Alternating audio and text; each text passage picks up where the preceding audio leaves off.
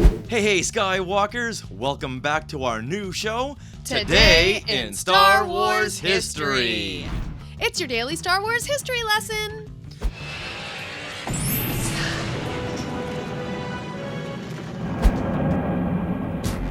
A long time ago, in a galaxy far, far away, there was an evil force at work to destroy the values by which decent people lived. Values like patriotism, cleanliness, thrift, and good dental hygiene. Did the evil force win the battle? That's for us to know and you to find out. On this day, September 23rd, 1977, C-3PO, R2-D2, Chewbacca, and Darth Vader appear on The Donny and Marie Show. Now, C-3PO, he was played by Anthony Daniels. Chewbacca was played by Peter Mayhew, and inside the Darth Vader suit was our good friend, Kermit Bryce Eller. When we spoke to Bryce Eller on Skywalking Through Neverland, he gave us some behind-the-scenes stories on this particular Donny and Marie episode and how Paul Lynde reacted when Bryce wanted to rehearse. Now, in this episode, our heroes are on the run from the Empire while singing songs based on pop standards like Get Ready and Leaving on a Jet Plane. Donny and Marie, who play Luke and Leia, and Kris Kristopherson as Han, sing and dance, along with a squad of Stormtroopers, to the big explosive finale where Darth Vader threatens, You'll never capture me, and I vow by the power of my force, I shall return. Now, this was the purest embodiment of the word campy. Aside from the singing and dancing Stormtroopers, I don't know if they were singing, they were just dancing, I guess. Okay. You also had Red Fox, who was the star of Sanford and Son. Okay. And he played like the Ben Kenobi character where every once in a while he would appear and give these very quirky one-liners.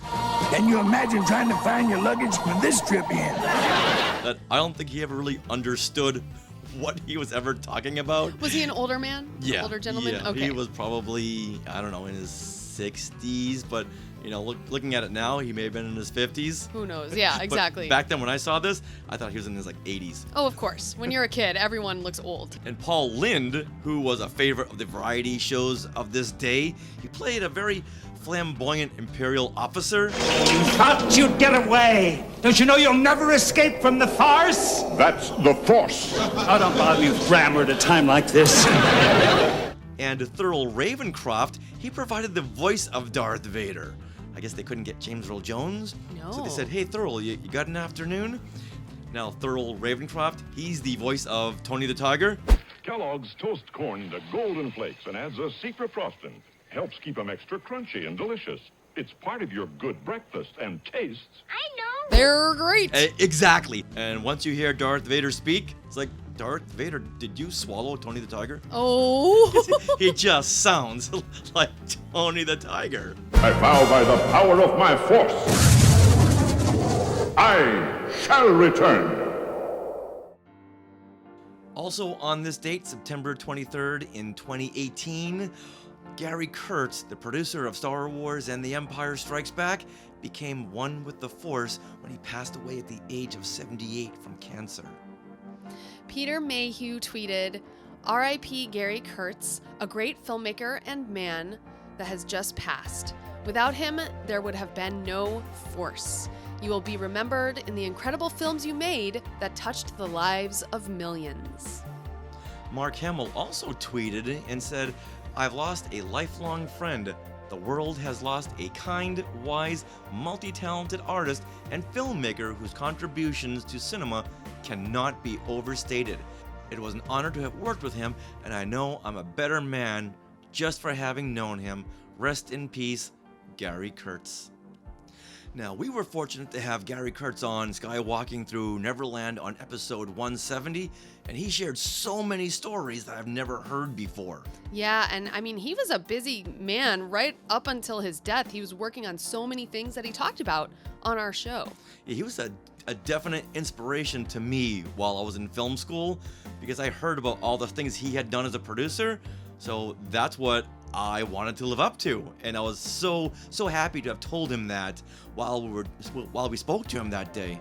Right, and that was 2017, right? Yeah, we had him on for the 40th anniversary of Star Wars. Yeah. 40 years to the day, and we got to thank our good friend Craig Miller for setting that up for us. Yeah, thank you, Craig. And we're the only podcast he's ever been on. Wow. Yeah, and this will be linked right here in the show. Bing.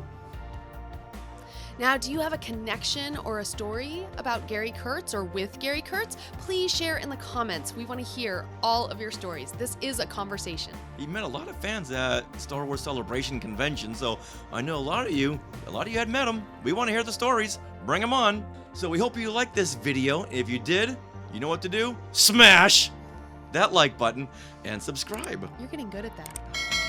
I've been practicing. Well, that's what happened Today in in Star Star Wars Wars history. history. See you tomorrow when we find out what happened on September 24th. Those names you see are the Skywalking Force, our Patreon. Your support will unlock a ton of bonus content like our Disney Plus after-show Zoom discussions and John Williams concerts at the Hollywood Bowl. Check it out at skywalkingforce.com. May the rest of your day be filled with Wookiee hugs And pixie dust!